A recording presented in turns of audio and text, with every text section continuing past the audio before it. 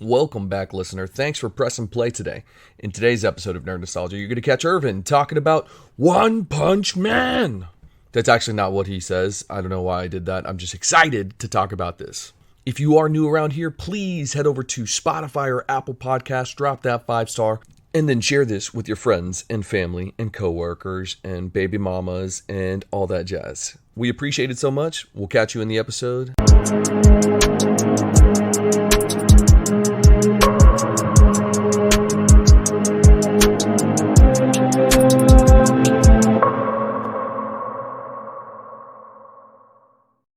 What's up, everybody? Welcome back to another episode of the Nerd Nostalgia Podcast. Thank you so much for joining me today. Thank you so much. It's your friendly neighborhood nerd, Irvin. Swervin' Irvin to some, pervin' Irvin to others, but ultimately everybody's favorite podcast host. Wanted to start off by saying, number one, I apologize for no episode last week, no notice either. The reason there was no notice was because the system didn't load it. I didn't even check it. I recorded it on my phone, was like, all right, we'll let them know that there's no episode this week. All right, no big deal. When I checked, it didn't upload, and I was like, gosh dang it. So that one got away from me. I apologize. That's on me. The second thing is we didn't have an episode last week because I was a little under the weather, and then one of the other co-hosts canceled some plans, so we weren't able to go to the premiere of Jurassic Park and bring y'all that spoiler-free review days ahead of when it was going to release. So was super bummed out about that, but you know, as is life, c'est la vie. Things go on. The show must go on. No big deal. Let's get this and let's talk about OnePunch Man today because I'm excited about this live action coming out. So without further ado, let's jump into OnePunch Man. And for the uninitiated, maybe you're a comic book collector and you've never gotten into anime. Maybe you are a muggle and you don't watch, do nerdy things often, but every once in a while you dabble and you're a good friend and you listen to the podcast because of me or because of Brian or because of Trey. I'm going to break down what OnePunch Man is, his alter ego, and then talk about casting and just kind of overall what it is. And so this way you have a history, a knowledge, at least a little bit of knowledge going into it. And one of the reasons I think that they're coming out with this versus any other manga and how Sony, who is producing it, has a very big shot at changing the game. We'll get into that. Let's go. So, what is OnePunch Man? Well, OnePunch Man is actually a franchise that was created digitally by an artist known as One. This artist went ahead and created, he's the godfather of this. He went ahead and created a webcomic version, I think tracing all the way back to like 2009, and it gained traction, it gained momentum and interest from the Japanese market, surpassing over 7.9 million hits as of April of 2020. So I'm sure that number's probably doubled, especially with the recent news lately. Well, that garnered enough interest from Shonen Jump and specifically from an artist, Yasuke Murata, who went ahead and started creating the manga, which was very well received. You can imagine with 7.9 million hits, you're going to get that. So as of 2020, the manga has sold over 30 million copies, making it one of the most popular mangas ever sold. And that's just in Japan. Once it actually hit and released in the United States, it actually ended up being on the New York Times bestseller list and remained on there for about 2 whole weeks at that top spot, but then it eventually fell down, but was on the list for 71 weeks straight. Now, with the success of a manga comes an anime. Obviously, if you're going to be successful on the manga side, you want to make sure to get some of the anime side as well. So they went ahead and created 2 seasons, with the first being super successful and garnering so much interest. Netflix ended up being one of the first to have that on their platform. And I remember watching it the first time and I was like, oh man, this is awesome. Then came around season 2 and it jumped up in epicness. As far as fight scenes are concerned, as far as storytelling, etc., humor as well, which is one of the big factors as to why I think it's been so successful, because it doesn't take itself so seriously, basically. It doesn't hold itself at this high regard. Oh, I'm an anime, and it has to be slash and dash and, super serious or anything like that, right? Which, don't get me wrong, I love those. This one was a little bit different, and it was critically acclaimed because it had that humor. It had really good fight scenes as well, though. So it was a good balance, and people held it in high regard for a while. Now, the personal opinion was that season 2 got better for me. However, critically, people didn't care for the season. They felt they ended up changing the studios, and so people felt like it wasn't as good, and so it basically fell back down to like mediocre standards. When I personally went back and watched them again, and I like season 2 over season 1, but again, that's just a personal opinion of me. Season 1 to me kind of felt directionless, whereas season 2 had a bit of a story and path that they were actually leading and following. But I digress. So now that you have all of that history, let's talk about what the show is actually about. So basically, there is a very similar universe, just like ours, Earth, right? But on this, the difference is that monsters and villains live in it. So for you nerds out there, and for you muggles that may be familiar, think a X-Men kind of universe, an Avengers kind of universe, where bad guys do exist. And they are both in the form of monsters, and then also just, bad people, villains. Well, in this society, there exists what's called the Hero Association, which employs superheroes to fight off these bad guys. Now, what you get to find out as time progresses is that there's levels of heroes, and even some that are unassociated, meaning they're not on the ranking scale, and you'll find out more once you actually watch the manga, or the anime rather. But our hero, the OnePunch Man, as you can decipher, aka Saitama has trained himself to become so prolific and so powerful that he can defeat any enemy with just a single punch, hence the name OnePunch Man. However, in turn, he's become so powerful that now he's bored because no one can actually match his strength or take any of his real punches. Now, during this process, he comes across a character known as Genos, who the Hero Association has been trying to recruit and has had very big interest in because he's an unassociated hero, but he's also super powerful. Well, Saitama ends up saving him, and they both join the Hero Association. However, Saitama ends up becoming a low-rank hero in this, while Genos ends up becoming a S-class hero, which is the top tier. Now, in this time frame, Genos requests that Saitama train him and become his master, much to Saitama's chagrin, because he really doesn't want to do it. He's like, this isn't for me. He's just a regular dude that has exceeded expectations, his own expectations, other people's expectations.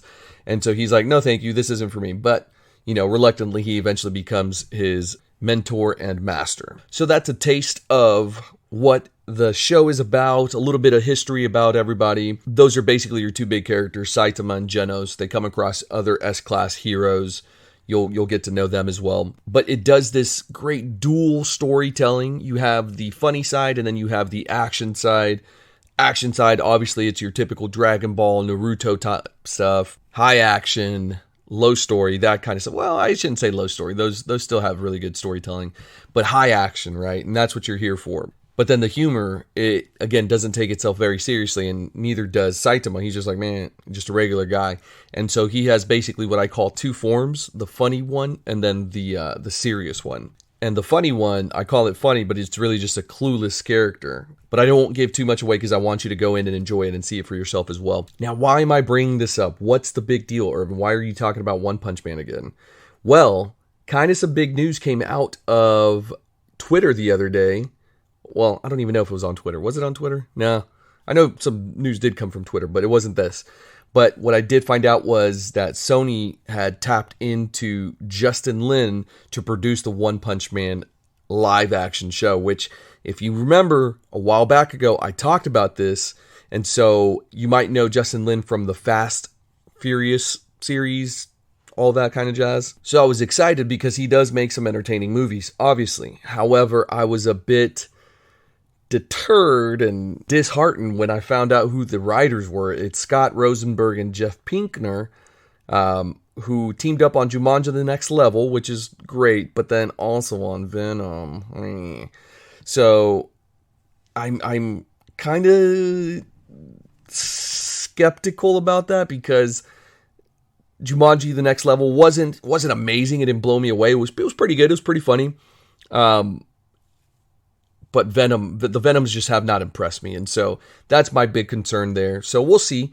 But Sony has a really big opportunity. And I think they started off with this manga and anime for its popularity, number one, but also because it's so closely similar to the super popular superhero genre. Now, throughout history, we've had different eras of different types of shows and movies. So we've had, in the recent years, obviously, the superhero genre. You have your Marvels, you have your DC, even though DC has kind of always been around, really. But you have those two big guys, right?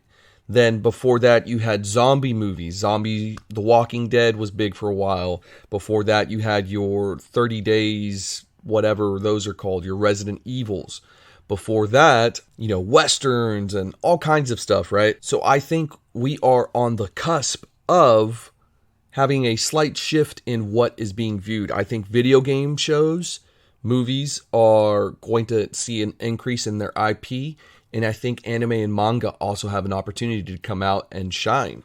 Now, we've had some atrocious anime and manga movies in the past. Hashtag Dragon Ball, whatever they called it. Just so many things wrong with that. I hope they watch those and can see everything wrong.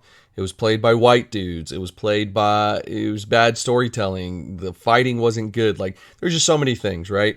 When now you have the opportunity to make such good movies, I've seen some fan fiction stuff that just blows your mind. You're like, wow, this is really impressive. So I'm hoping that Avi Arad and Ari Arad of Arad Productions, you might know them from films like the Spider-Man movies, Iron Man, X-Men, and Venom, actually.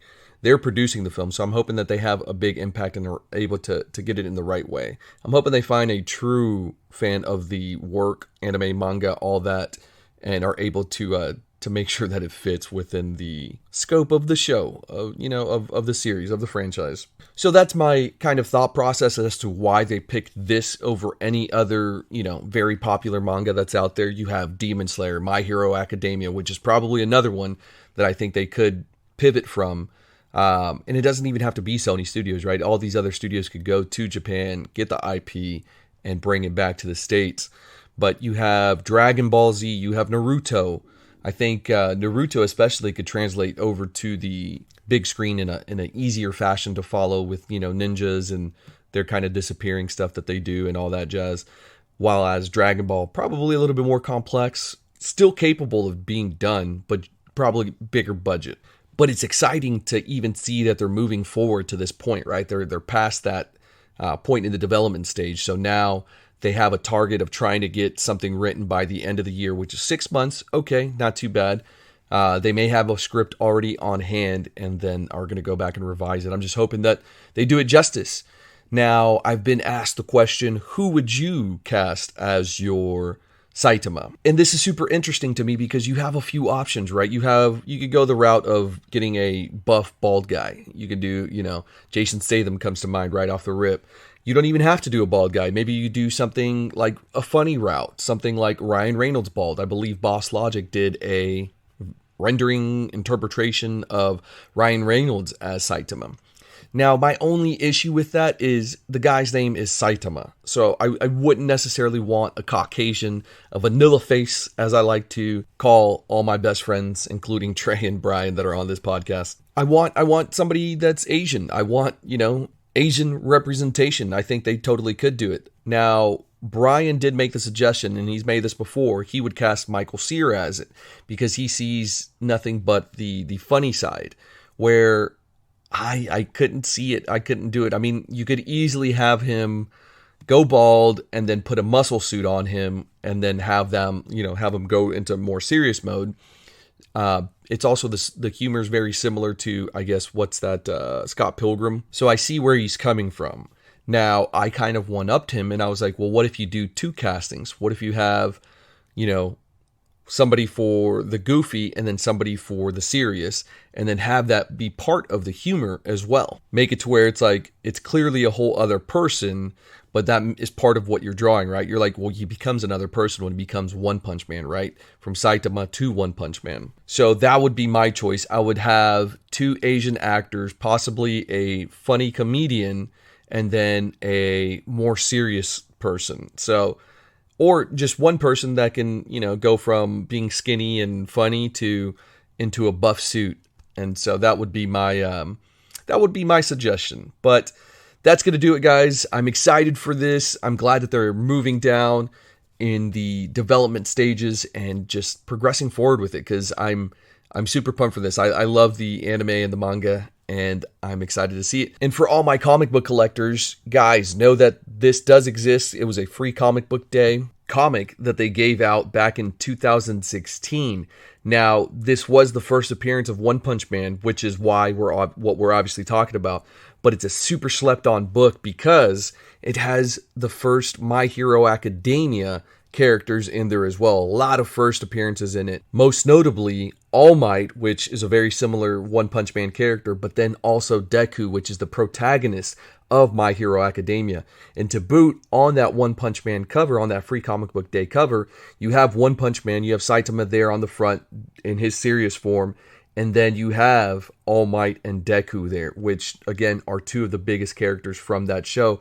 A very, very popular anime and manga. One of my, actually, favorites. It jumped to my top 3 recently. Top 5 still. But definitely a contender with, my main one being Dragon Ball, Demon Slayer, and then My Hero Academia is up there. So if you're a collector, go find this book. I'm sure they're going to jump up in price. You could probably find some in dollar bins. Just go out there in the hunt, man. You know what to do. But ladies and gentlemen, that's going to do it for today. Thank you so much for joining me. Like I mentioned before, if you're new around here, please head over to Apple Podcasts, head over to Spotify, drop that 5-star, leave us a review, tell your friends, family, coworkers, your baby mama, tell your dog about us. Take his phone and, drop a 5-star on our stuff. If you don't have an iPhone, if you don't have Spotify, steal your friends, drop that 5-star. Help us grow this audience, man. We really do love bringing this content over to you guys. I have so much fun with this. This is what I enjoy doing. It's not even work.